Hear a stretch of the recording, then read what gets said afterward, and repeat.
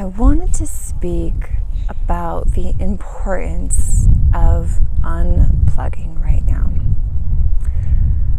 Unplugging from the world, the craziness, the distractions, the drama, and I just love that we had a bee come right by. I'm sure you saw him on the video.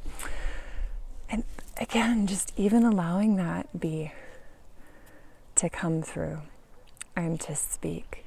And you can see it because you're actually still enough and quiet enough and present enough to see it.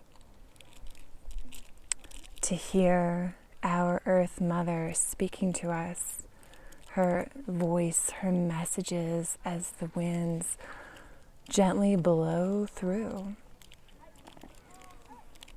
our hair, the valley that we're on, or if you're like me, on the side of a mountain.